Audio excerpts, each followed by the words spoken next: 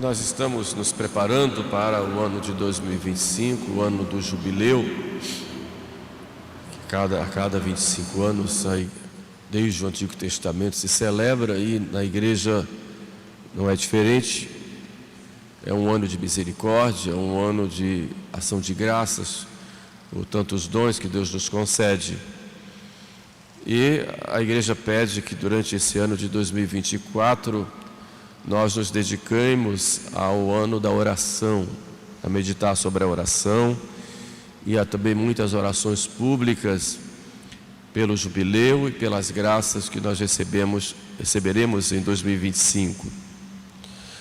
E hoje, nesse terceiro domingo da Epifania, nós vamos ver exatamente o que é a oração, a sua necessidade, a sua eficácia e as suas condições. E vemos dois casos aí muito significativos: a cura do leproso e a cura do servo do centurião. Por isso hoje meditemos um pouco e vamos falar durante o ano algumas vezes, para aprendermos a orar cada vez com mais fervor e com mais amor, né? Mas falemos um pouco a respeito hoje da oração. O que é a oração? A oração, diz o Catecismo de São Pio X, é uma elevação da nossa alma a Deus para adorá-lo, para pedir perdão, para agradecer e para pedirmos graças. Essa definição é tirada também de Santo Agostinho. Outros autores colocam outras definições, mas todas se englobam. Santa Teresa diz que é um falar de amizade com alguém que sabemos que nos ama. Ou Santa Teresinha, de modo simples, é um olhar de amor para Deus. Santa Teresa chega a identificar a oração com a própria vida de santidade. O fato é que o ser humano, nós cristãos, precisamos orar. Com a oração nós entramos em comunhão com Deus, não só falamos com Deus, mas passamos a ter um momento de intimidade com Ele. A oração é tão importante que Jesus passava muitas vezes noites em oração. E Ele ensinava a orar quando nos ensinou a rezar o Pai Nosso. E Ele falava da oração, dessa necessidade: "Oporter semper orare", é importante e necessário sempre orar. Depois promete a eficácia da oração: "Tudo o que pedirdes ao Pai em meu nome, Ele atenderá. Até agora nada pedistes em meu nome, pedi e recebereis, buscai e achareis, batei e a porta se abrirá." E mandava que os discípulos rezassem e orassem. São Paulo vai nos falar também da necessidade da oração. É preciso orar sempre e nunca desfalecer. Sempre a necessidade da oração. Mas quais são as condições para a oração? Olhemos aí primeiro o exemplo do leproso. A lepra era considerada uma doença maldita, e alguns diziam até que era como um castigo pelos pecados. Os leprosos não podiam ter convivência social nem religiosa normal e ficavam em grupos separados fora da cidade, e ninguém poderia chegar perto. E é um leproso desse, considerado impuro diante dos outros e muitas vezes diante de si mesmo. É esse leproso que chega diante de Jesus e se prostra e diz: "Senhor, se queres, podes limpar-me, podes purificar-me." Essa oração do leproso, na sua simplicidade, mostra em primeiro lugar sua fé. Eu creio no teu poder, Senhor.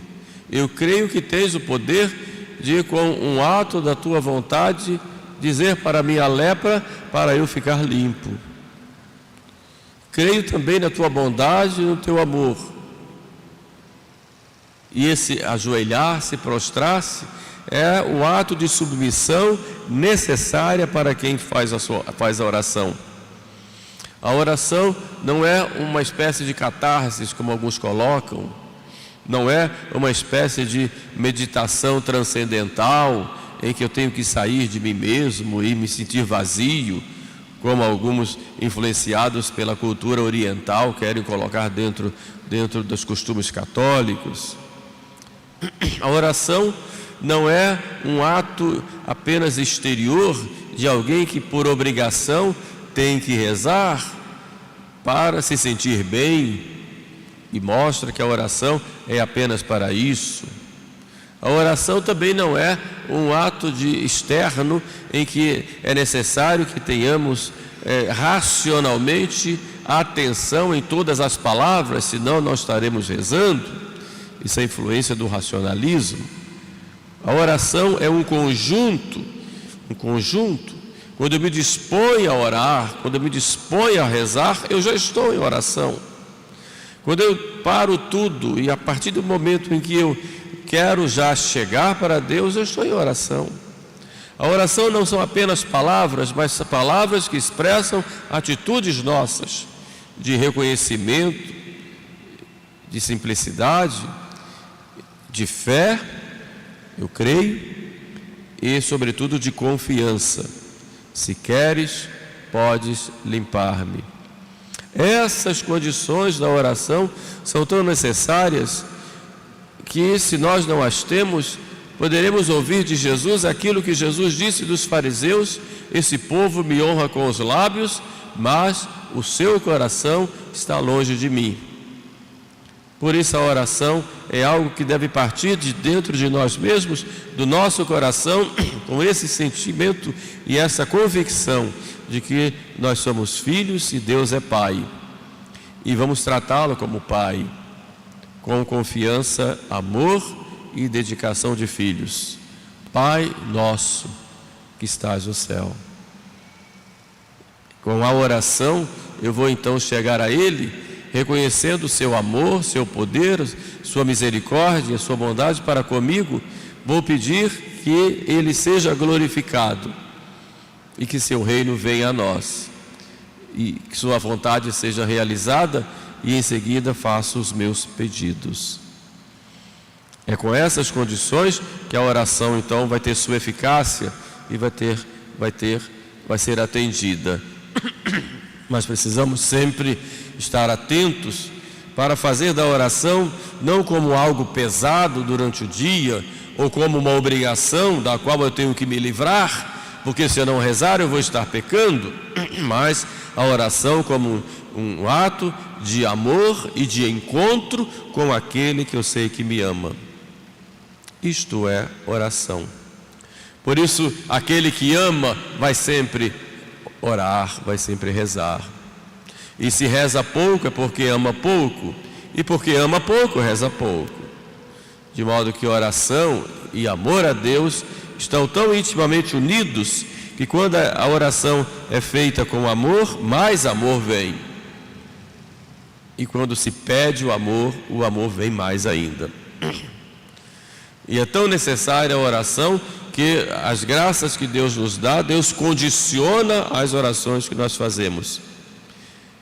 Pela oração nós não mudamos a vontade de Deus, é claro. Embora Santo Agostinho, no Arrobo de Retórica, fale que seria isso, é claro que não é esse o sentido que ele quer colocar. Mas Deus já em previsão das nossas orações, já vai nos dar as graças de que nós necessitamos e que Deus, desde toda a eternidade, predestinou para nós, já em previsão das orações que nós fazemos. A oração nos torna humildes, nos torna pequeninos, e precisamos então orar. Ninguém vai ter vida interior se não tiver vida de oração. Hoje nós vivemos uma época de muito barulho, de uma vida muito intensa, e se nós não fizermos uma verdadeira violência, nós não vamos ter tempo sequer de parar para rezar. enquanto que o nosso tempo é gasto com tantas coisas e tantas futilidades, enquanto que o principal nós deixamos sempre para depois. E às vezes, quando vai se rezar, é à noite, depois que deixamos de tudo, depois que fizemos tudo, e rezamos com sono, cansados, como um funcionário que tem que assinar o ponto antes de dormir. A oração não pode se prestar a isso. É prioridade na nossa vida, já de manhã cedo. Olhemos o exemplo daquele centurião que chega a Jesus e diz: Senhor, o meu servo está em casa paralítico, ou paralisado, ou à morte, segundo o evangelista. Isso é narrado nos evangelhos, nos sinóticos. E Jesus logo diz: eu irei e o curarei. E ele então diz: eu não sou digno de que entreis em minha casa, mas dizei uma palavra e meu servo ficará curado. E dá os motivos, o seu poder. Eu digo: a um vai, a um servo meu vai, ele vai, a outro vem, ele vem, faz isso e ele faz. Não só os meus servos, como os meus soldados. Jesus viu ali nele uma grande fé, uma fé no poder dele.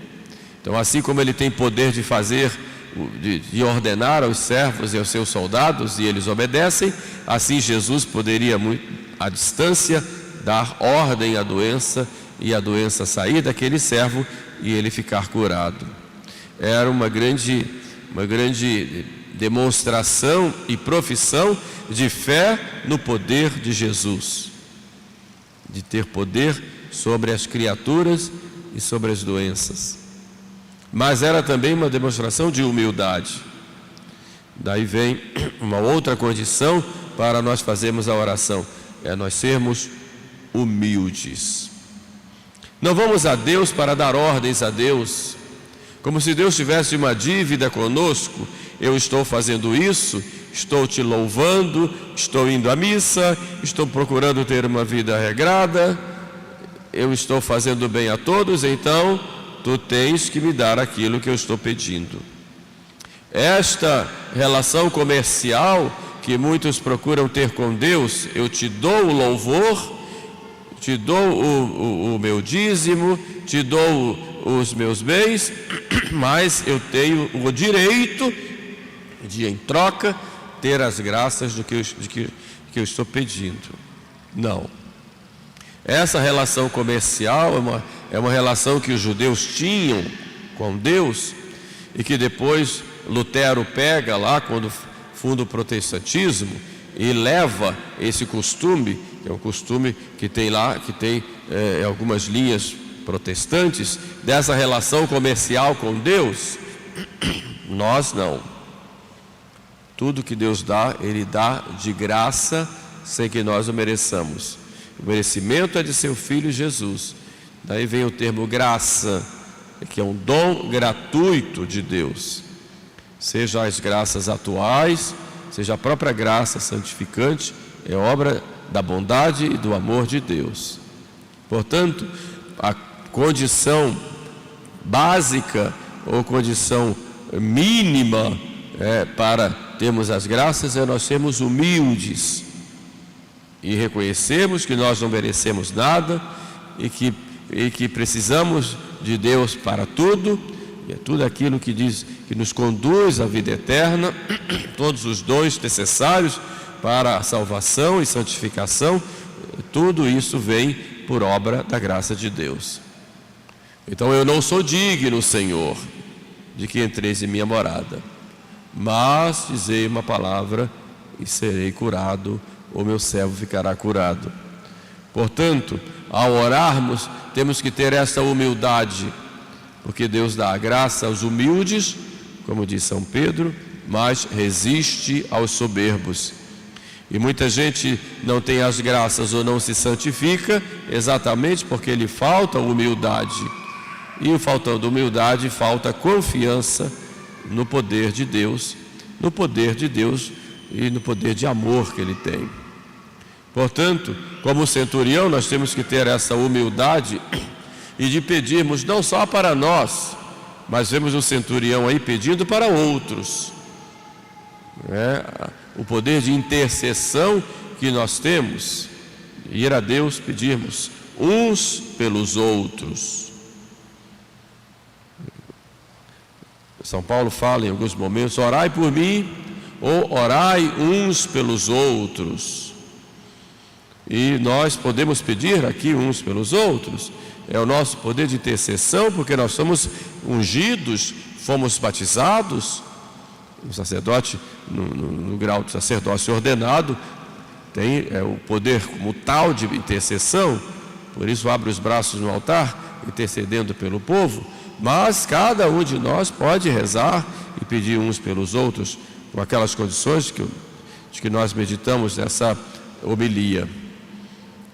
E se nós podemos pedir uns pelos outros, mais ainda podem os santos, porque já estão na visão beatífica. Por isso nós podemos orar aos santos e eles intercederem por nós. E a graça vem de Deus e vem por intercessão. E intercessão nossa, como fez aquele centurião pedindo pelo seu servo que estava paralítico. Por isso é um grande ato de caridade nós orarmos uns pelos outros. Mas no final, há uma coisa muito interessante e significativa e que pouco se medita. Jesus louva aquele centurião e diz que nunca tinha visto tão grande fé em Israel. E ele faz uma profecia: muitos virão do Oriente e do Ocidente e se assentarão com Abraão, Isaque e Jacó no reino, enquanto muitos do reino, ou muitos serão colocados fora nas trevas exteriores, onde haverá choro e ranger de dentes. É o inferno. Muitos serão jogados fora nas trevas exteriores. Jesus está falando aí não só da profecia de que muitos judeus seriam rejeitados, porque o tinham rejeitado, e que muitos gentios, e aquele centurião representava aí os gentios, mas fala também para a nossa vida de hoje, né? E gostaria de aplicar a nossa realidade aqui, na nossa igreja aqui de São Pedro, e dos nossos fiéis que frequentam com grande amor a missa na forma tradicional. Muitos vêm aqui, nós somos um grupo pequeno, mas muitos vêm. Muitos chegam por curiosidade, vão lá ver como é. Outros chegam porque estão decepcionados com o que vê em muitas paróquias, tantos abusos litúrgicos, a perda em muitos lugares do sentido do sagrado, e saem aborrecidos com a liturgia ou com a pregação, que muitas vezes politizada ou muitas vezes faltando conteúdo, que é uma grande reclamação que se tem.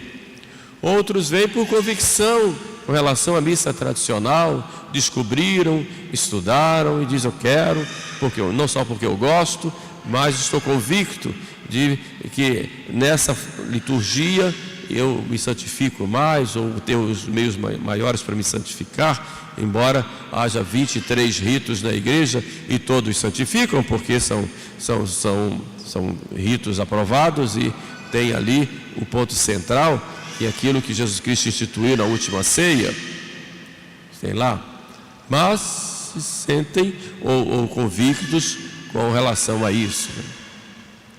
Embora haja outros que vêm não só por curiosidade, mas vêm para pesquisar ou para ver o que o padre vai dizer, se o padre vai dizer alguma palavra que pode comprometer, né? Há outros que são influenciados pela internet, enfim. Nosso movimento, podemos dizer assim, é muito complexo. Nós somos muito bombardeados, sobretudo pelas redes sociais, pela internet. Os grupos tradicionalistas são tão divididos Uns creem que o Papa é Papa, outros rejeitam o Papa como Papa, outros aceitam, mas não aceitam, outros reconhecem, mas vivem pastoralmente como se ele não existisse, outros são sede-vacantistas, e os próprios sede-vacantistas do grupo tal, outro grupo, um segue um bispo ali, outro segue outro bispo acolá, outros são chamados conclavistas, querem um conclave, não sei como seria isso, né? Mas outros não são, outros acham que Jesus vai voltar em breve e vai colocar aqui o Pedro II como o último Papa da história. Enfim, há uma confusão muito grande, né? Outros na liturgia aceitam a liturgia de João 23, outros a de 65, outros vão antes de Pio XII, já não aceitam nem as reformas feitas por Pio XII, e outros, se forem ver, vão ter que chegar na última ceia. Enfim, há uma confusão, uma complexidade muito grande, e que não convém nem julgar, nem analisar, porque isso é fruto dessa confusão que há hoje na igreja, fruto também dos nossos pecados, fruto do nosso orgulho. Nós não podemos julgar, mas o fato é que há uma coisa que nos une, que é um amor à missa tradicional. Isso se nos une.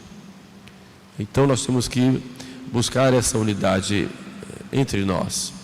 Não importa como venha, de onde venha, não devemos de maneira alguma rotular as pessoas entre salvos e não salvos, entre bons e maus. Deixa que isso Deus faz, Ele faz muito bem, porque Ele é Deus e faz de modo perfeito.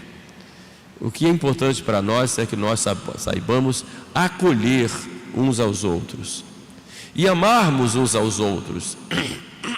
Isso é que é importante. Não importa como venha, de onde venha, importa que ele seja bem acolhido e seja amado e seja respeitado, e que seja acolhido com amor, com caridade, com alegria, como alguém que recebe um irmão que chega. Era assim no colégio apostólico, foi assim que Jesus Cristo fez até com os inimigos. Então nós temos que ter um cuidado, porque senão nós podemos ficar num grupo fechado e achar que nós temos a chave da salvação e ninguém mais tem. Temos que ter um cuidado, senão ficamos num grupo fechado, criando uma verdadeira seita, embora sem darmos conta disso, como se nós fôssemos os perfeitos. Claro que nós não somos. Buscamos ser. Se fôssemos os perfeitos, não haveria fila no confessionário. E há. E graças a Deus que há. E graças a Deus que há. E se nós somos falhos, pecadores, vamos ter misericórdia com aqueles que erram, embora nunca sejamos coniventes com o erro, e o erro deve ser sempre denunciado, o erro, para que ninguém caia e o acorde quem está errando, mas sempre com caridade e com misericórdia.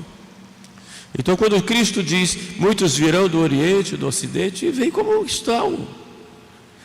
Ou vocês acham que os romanos, os pagãos, pegamos os bárbaros, foram convertidos lá depois da queda do Império Romano, vieram como estavam, mas foram acolhidos. Aqui no Brasil, quando os nossos queridos e dedicados missionários entraram nessas matas aí, não só para converter os índios, mas para também defendê-los daqueles que muitas vezes queriam explorá-los, a gente sabe disso pela história, e eles foram, acolheram os índios como estavam, e foram aos poucos, com grande respeito a eles, foram aos poucos convertendo. A prova disso maior está no próprio Anchieta, o São José de Anchieta, que logo aprende a língua e faz uma gramática e textos e peças de teatro e poesia para que pudesse entrar na vida daqueles indígenas e levar Jesus. E com tanta paciência, meu Deus, quanta paciência aqueles missionários tiveram com muita paciência. Então é importante, né, quando Jesus fala, né, que muitos virão do Oriente e do Ocidente, que nós, né, que já estamos aqui no reino, fazendo o paralelo, que saibamos acolher com amor, com carinho, com atenção, com espírito de verdadeira fraternidade no sentido tradicional, para que assim muitos possam se salvar. E entre nós, né, nós temos que ter essa comunhão, porque temos uma comunhão com Deus em torno da missa, né, para que as pessoas vejam em nós como nós nos amamos e sejamos assim sinal desse amor de Deus. E Jesus coloca isso até como condição: nisto conhecerão que sois meus discípulos, se vos amardes uns aos outros. Então a oração, ela deve nos levar a tudo isto, senão é uma oração falsa, de casca. Como diziam os italianos, e eu aprendi isso com os capixabas, né? Por fora, bela viola, por dentro, tem muito capixaba aqui, pão bolorento, né? Então, que seja assim conosco, de modo bem profundo, e a oração vai assim nos transformar. Louvado seja nosso Senhor Jesus Cristo.